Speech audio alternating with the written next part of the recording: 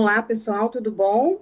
Hoje é meu primeiro programa aqui, o programa Mães de Jogadores, pela Rede Prime de Comunicações, e eu estou muito feliz, eu espero que daqui para frente a gente só evolua e que eu possa contribuir sempre efetivamente para a evolução dos atletas, o cuidado das mães, a compreensão das mães desse esporte que é tão bacana, tão lindo, tão gratificante, apesar de todas as dificuldades que a gente sabe que a gente enfrenta.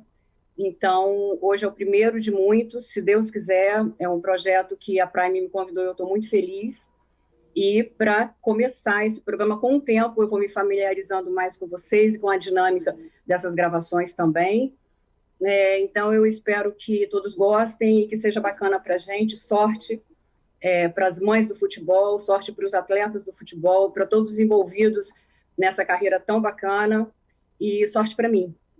Então, eu queria apresentar para vocês, né, dispensa, obviamente, apresentações, o meu primeiro convidado que vai contribuir muito com um tema inusitado, porque poderíamos fazer um tema bem abrangente, digamos assim, uma coisa meio que por alto sobre tudo, mas não, eu quero um tema específico, e eu escolhi juntamente com o Renê esse tema, e hoje ele é o meu convidado, Renê Simões, ex-técnico de futebol, coach de atletas, mentor, meu guru pessoal, meu amigo. Renê, um prazer te receber, muito bom você ter aceitado, estou muito feliz, as mães do futebol todas estão felizes com a sua presença aqui e estão sentadas aqui prontas para a aula. Tá bom, querido? Prazer grande, obrigado pelo convite, pela confiança.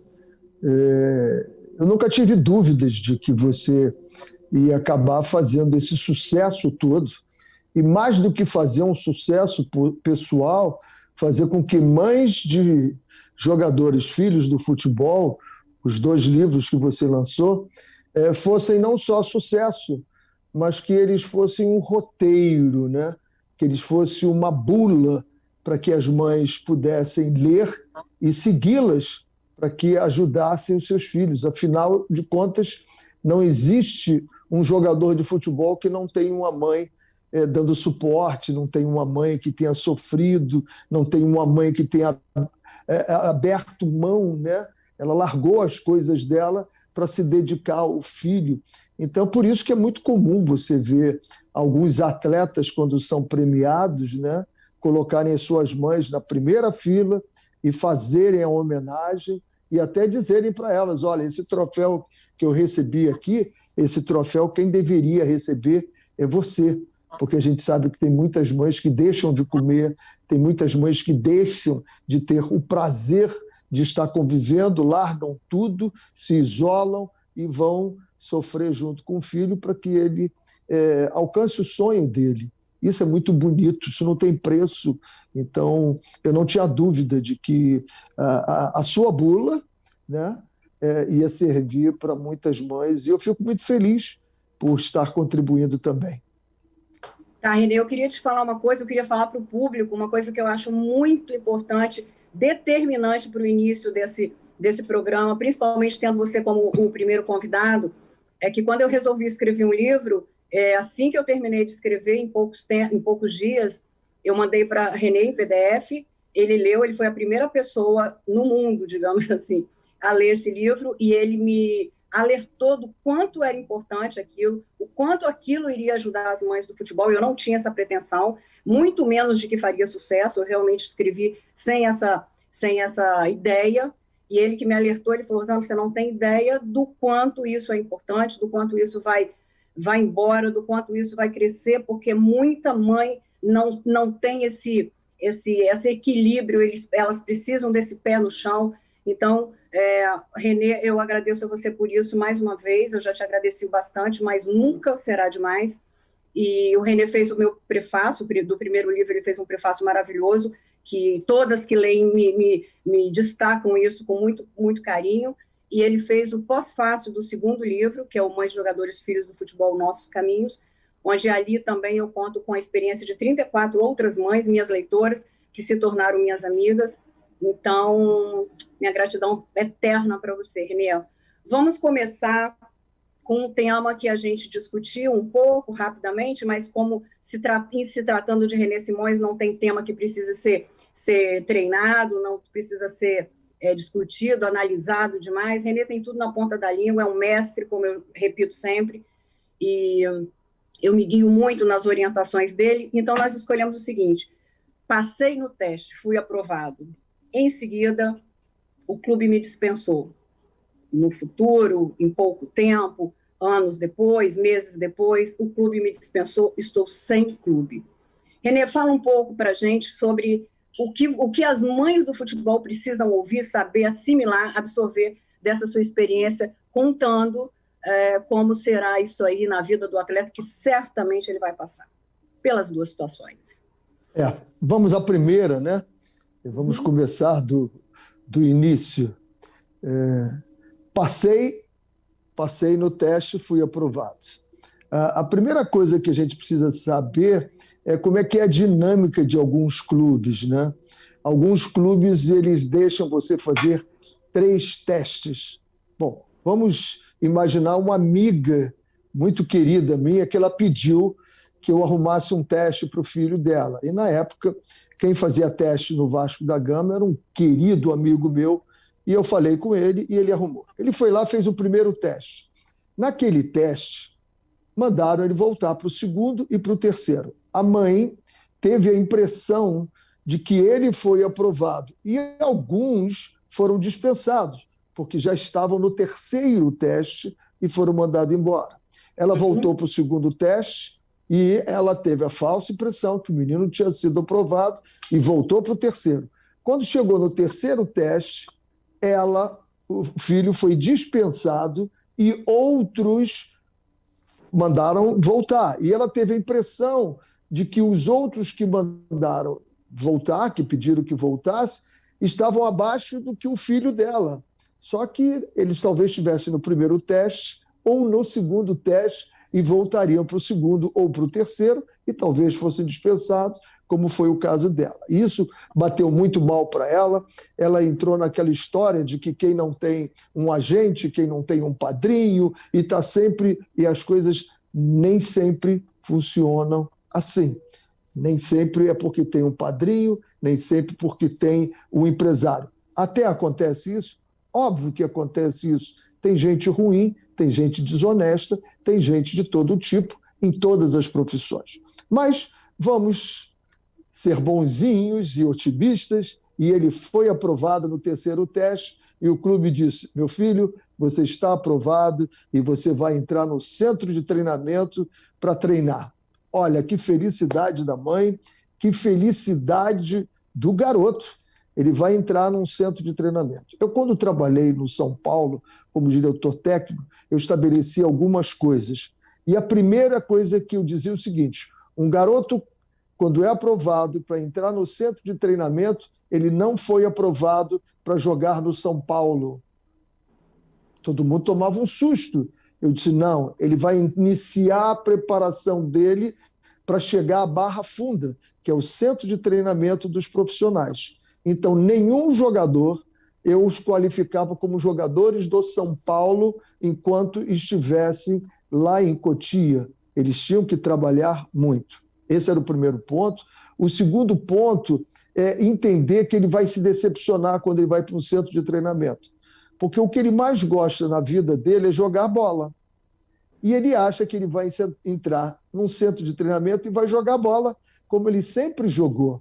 A hora que ele quis, quando ele quis, como ele quis e com quem ele quis. Muda tudo. Lá ele vai ter horário para acordar, horário para tomar o café, horário para treinar, horário para estudar, horário para passar pelas avaliações de psicólogos, de sociólogos, ele vai ter horário para fazer reforço escolar, se ele não estiver bem, horário para ir à escola também, e tudo isso sendo analisado num contexto de que esse camarada está se preparando para ser um profissional. Então, as coisas não são tão fáceis como todos pensam. Eu, inclusive, digo o seguinte: quando você olha um cara que fez sucesso no futebol, em qualquer profissão, você vê a colheita dele e, às vezes, tem até inveja. Ah, aquele camarada é um sucesso. Ninguém sabe a semeadura. né? O que ele teve que plantar, o que ele teve que regar, o que teve que suportar. Isso tudo é muito difícil. E as mães estão juntas. Então, a você, mãe, eu digo o seguinte: prepare o seu filho.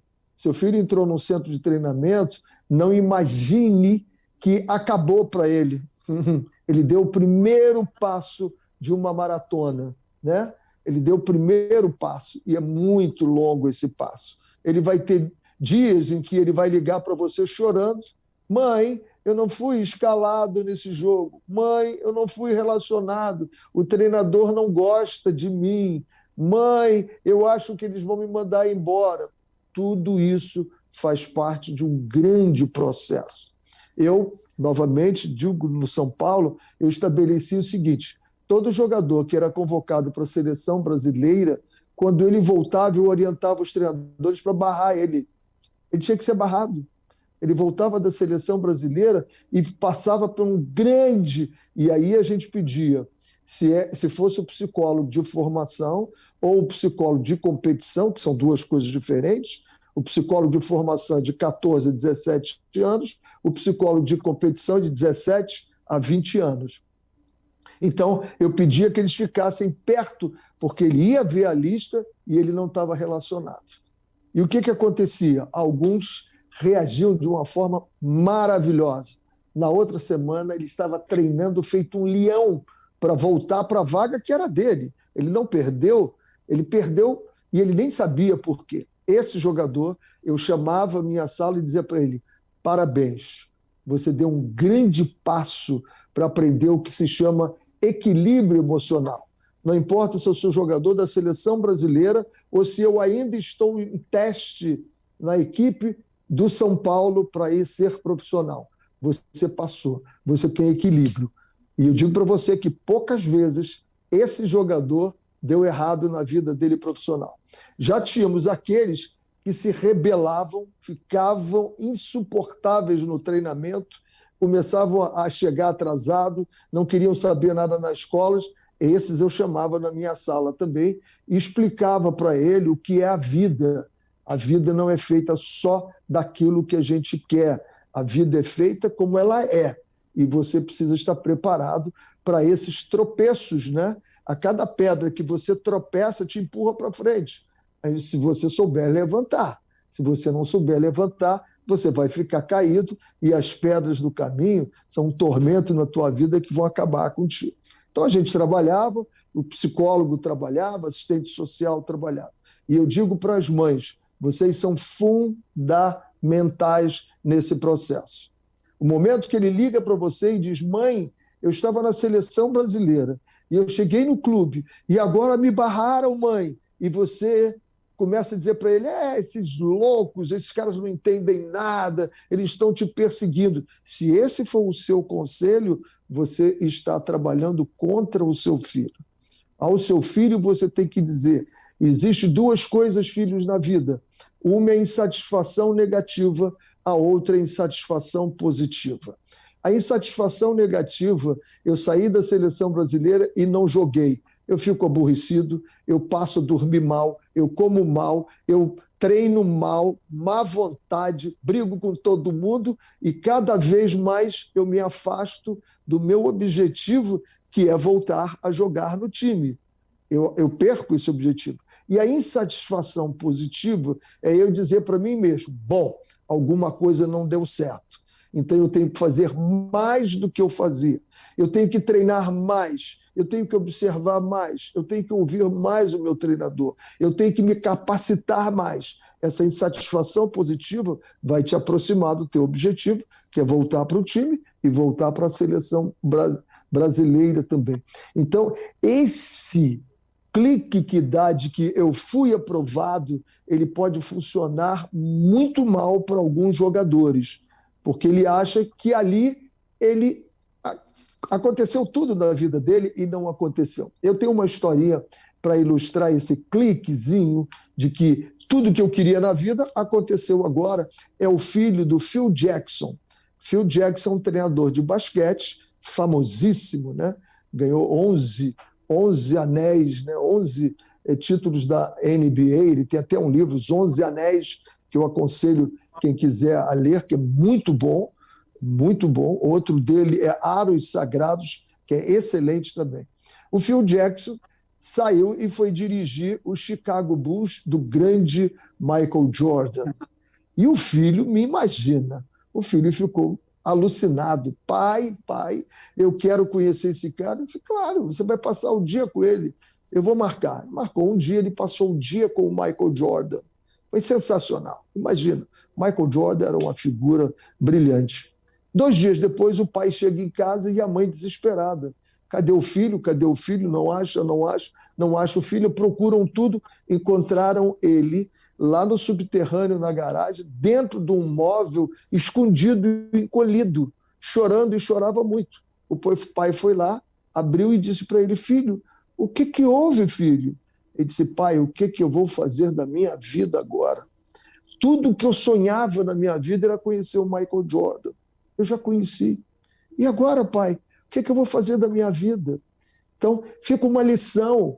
Os sonhos, eles não terminam quando você consegue um, eles sobem de patamar, né? Eu consegui ser aprovado para ir para sub-14 do São Paulo, do Bahia, do Corinthians, do Flamengo, do Coritiba, meu clube, do Internacional. Eu sonhei e fui para lá. E agora? E agora? Acabou? Não, não acabou, não. Começou, cara. Você tem que sonhar em ser titular da equipe, você tem que sonhar em ser promovido para sub-15, sub-16, sub-17, tem que sonhar em uma convocação para a seleção brasileira, tem que sonhar para 20 e tem que sonhar em se tornar um jogador profissional, chegando lá na equipe. Então, tudo é uma semeadura. Você vai plantando, plantando, até que você colhe e diz assim, agora eu sou um jogador profissional de futebol. E aí são outros sonhos que vão acontecendo, mas não para nunca. Então, esse pedacinho de dizer assim, eu fui aprovado, é só um pedaço, é uma pequena conquista, né? São vitórias pequenas que vão somando a outras vitórias e outras vitórias, e você tem que saber como lidar isso, porque a responsabilidade é muito grande, Rosana.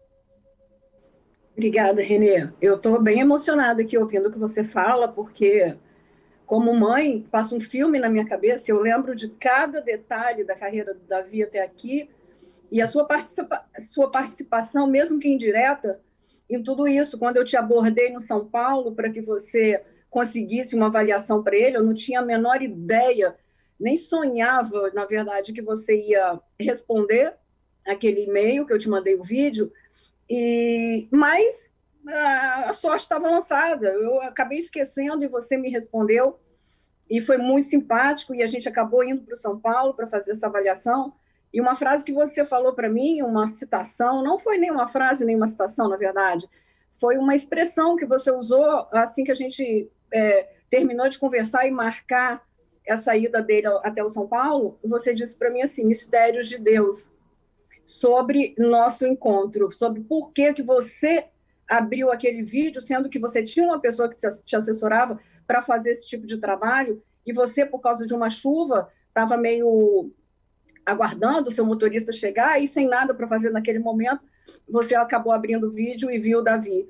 Então, essa ligação, esse mistério de Deus que você repetiu por 2 ou 3 vezes para mim, marcou profundamente a minha vida, e hoje, passados 9 anos e pouco desse encontro, eu acredito, estou fazendo as contas de cabeça sem raciocinar muito, mas eu 2012. vejo que foi 2012, então 8 anos. Então, hoje você está aqui como meu convidado, dando essa aula para todas nós, para mim, inclusive, que já passei por tudo isso, já vi tudo isso, penso como você, ensinada pela vida e pelas suas orientações a pensar dessa maneira.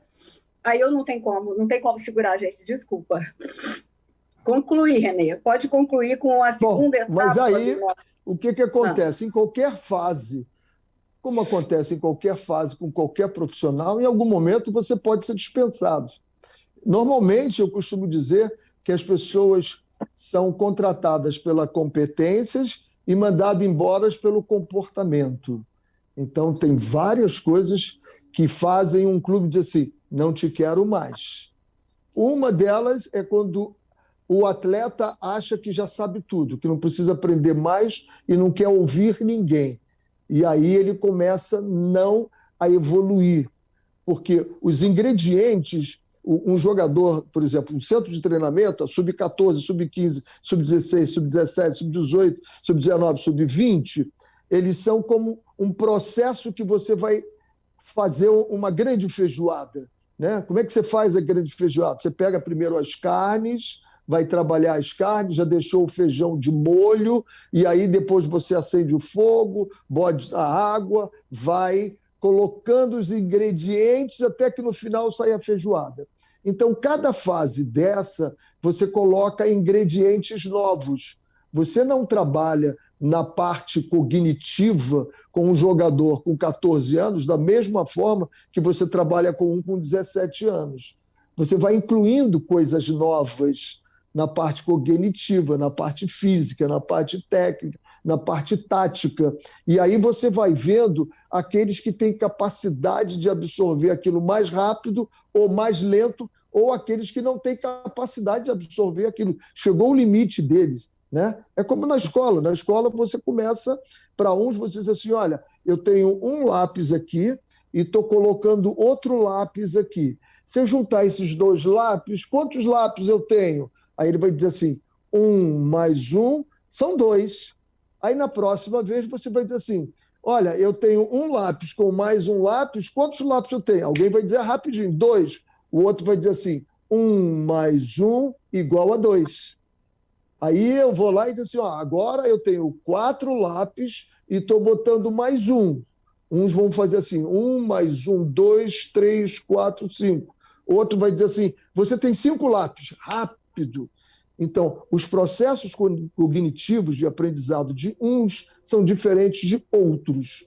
Então, quando você apresenta ingredientes dentro do campo para ele, uns pegam muito rápido, outros pegam mais lentamente. E tem outros que nem conseguem pegar, porque não tem jeito, ele não vai desenvolver. Então, há que se saber por que que ele foi dispensado. Esse menino foi dispensado porque ele não vai conseguir desenvolver cognitivamente ou porque ele, por ele mesmo, achou que ele já sabe tudo, não tem que aprender nada. Então, tem muitos atletas que são dispensados de um clube e a vida não termina. Ele vai explodir no outro clube. Por quê? Ele levou um pontapé na bunda, e um pontapé na bunda, às vezes, te empurra para frente. Nem sempre te destrói. Então, às vezes, você acha que acabou o mundo, e não acabou. O mundo começou ali porque você aprendeu que o que você estava fazendo não era o suficiente para chegar aonde você quer chegar. Você tem que modificar o seu modo de agir, e aí isso é absolutamente importante, porque em alguns clubes, né, alguns jogadores, alguns treinadores também não vêm bem. Eu tenho um jogador que eu dispensei da seleção brasileira, porque naquele momento ele não estava no nível do outro. Lamentavelmente, esse outro faleceu, e esse aqui continuou e chegou à seleção principal. E alguns que eu tinha na seleção sub-20 não chegaram à seleção principal. Então, isso vai muito do momento. Então, às vezes, todos os jogadores que na época do Zico eram camisa 10 e foram para o Flamengo, o que aconteceu com eles? Eles não jogaram no Flamengo. Por quê? Lá estava o Zico, lá estava a explicação. Se esse jogador que foi dispensado entendeu que ele foi dispensado porque ele não chegaria a ser o Zico, mas ele poderia ser um grande jogador, ele continuou com a cabeça no lugar, saiu do Flamengo e foi ser grande jogador em outro lugar. Várias vezes acontece isso. Então, quando você é dispensado, não é o final da linha, mas é preciso que você saiba o porquê. E, normalmente, as pessoas saem tão aborrecidas, tão revoltadas com o clube, que eles não se preocupam em saber por que que meu filho foi dispensado. O que está acontecendo com ele? O seu filho agora não quer saber mais de treinar. O seu filho, tudo que se pede para ele, ele quer fazer ao contrário. Ele acha que sabe tudo. Principalmente agora, nós estamos numa geração, né? Uma geração que eles querem like, like, like, like, like. O dislike para eles acaba com eles. Então, é preciso que saibam entender o porquê daquele momento em que ele foi dispensado do clube. Nem sempre é o final da linha. Às vezes é o início de uma caminhada com mais correção do que ele estava falando. Então, as mães, os pais, volto a dizer, são absolutamente importantes nesse momento. Eu tive um caso no São Paulo, um goleiro, em que o pai começou a pressionar o garoto comportando mal, eu chamei os dois, o pai disse, não, o meu filho tem que estar jogando no time de cima já, porque ele é muito bom. Eu disse, olha, pega o senhor, pega o seu filho, vá para casa, fique uma semana. Se você decidir que o clube faz um trabalho sério e ele vai saber o momento do seu filho ir lá para cima, o senhor volta com ele. Se o senhor achar que não, o senhor pode voltar aqui, que eu lhe garanto que eu assino a liberação dele, o senhor pode ir embora. Ele voltou uma semana depois, pediu desculpa, e esse garoto faz um grande sucesso hoje. Olha, que legal, Renê. Muito importante isso que você acabou esclarecendo para algumas mães, porque nem tudo é uma questão da mãe assimilar 100%, porque envolve uma coisa chamada coração. O coração da mãe, é muito difícil a gente ter essa didática de assimilar tudo, vou falar assim, não, vou deixar meu coração de lado, não tem nada disso, emoções à parte, vamos raciocinar. Isso é muito importante que você diga, porque elas começam a entender que existe esse outro lado, vamos raciocinar, vamos entender por quê. Por mais que esse porquê não te responda a contento, digamos assim, como não me respondeu em uma única dispensa que meu filho teve na vida, graças a Deus, por enquanto, porque a carreira dele também está na trajetória, ele não concluiu, ele não chegou, não, mas já é um profissional começando do zero todos os dias, e é assim que tem que se pensar. Então, eu, naquele momento da dispensa dele, eu tinha um certo entendimento, mas a gente não aceita o entendimento, a gente não quer saber o porquê. Meu filho joga bem, foi titular o ano inteiro, por que está sendo dispensado? Alguma coisa. Então, a gente começa a arrumar. Uma coisa importante que eu vou falar aqui para ilustrar isso, foi um raciocínio, eu acredito até que você tenha lido, que eu postei outro dia, o raciocínio do meu filho, quando terminou o jogo, claramente o juiz estava favorecendo o adversário. Isso era óbvio, isso era notório para todos. Obviamente que a gente via, a gente entende um pouco de futebol, um pouco das regras. E favoreceu descaradamente, digamos assim. E logo depois, meu filho, vocês empataram, perderam, nem me lembro, eu acho que foi empate. Mas também o juiz, naquele momento, o juiz fez aquilo... Perderam o jogo. Perderam o jogo. Naquela situação, o juiz... Mas também ele marcou isso, não devia ter marcado. Mãe, vamos parar de culpar o juiz, vamos parar de justificar as nossas falhas. Não, meu filho, vocês não erraram. Não, se a gente não tivesse errado, a gente não teria dado condições a ele de apitar aquilo ali em dúvida, deixar o público em dúvida, foi ou não foi? Ele teria que ter certeza, não foi, não vou marcar. E para isso a gente tem que evoluir sempre. Então, é isso. Quando a gente é dispensado, parar de culpar o clube, vai culpar o empresário, vai falar que foi, falando claramente, foi uma sacanagem do clube, foi uma injustiça que o clube cometeu, né? O clube pensa errado, agiu errado, não importa.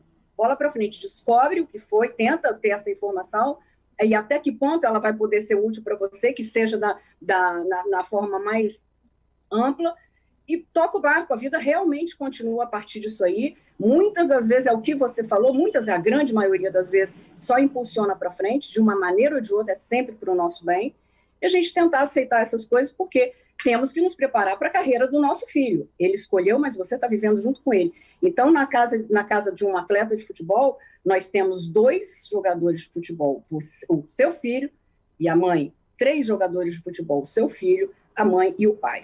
Então, eu acho super importante isso que você acabou de passar para essas mães, isso é conhecimento, isso é empatia antes de qualquer coisa, e isso, acima de qualquer coisa, é resiliência. Obrigada, Renê, obrigada pela tua participação, espero que você concorde com o que eu disse, e mais uma vez, foi uma honra ter você aqui comigo, e eu acho que o pontapé inicial foi dado com o pé direito. Obrigada, Renê, muito obrigada pela sua participação e a sua aula, como sempre. Sucesso, né? Eu já disse que isso é uma missão na sua vida, né? você está descobrindo alguma coisa que dê significado a tudo que você já recebeu, né? E que você cultive cada vez mais a mentalidade de gratidão. Tudo que a gente tem, tudo que a gente recebe. Eu costumo dizer que nós somos como um telefone celular, né? Você vai na loja, pega o telefone celular, o que ele faz? Nada. É preciso você colocar aplicativos ali dentro e aí ele tem todo o potencial para usar aqueles aplicativos. Então, você é uma fábrica de aplicativos. O teu programa tem que ser uma fábrica de aplicativos que vai colocando e dando para as mães colocar no aparelho delas para que eles funcionem com perfeição cada vez melhor. Um beijo grande para você. Um beijo, Sucesso Renê. no seu programa. Muito obrigada pelo tempo dispensado aqui. Eu sei das suas ocupações pessoais. Muito prazer, foi um prazer e muito obrigado por tudo. Gente, muito obrigada pela presença de vocês aqui, pela audiência. Siga sempre a Rede Prime de Comunicação, compartilhe, envie para os amigos, divulguem essa ideia maravilhosa que é o programa Mães do Futebol. Obrigada.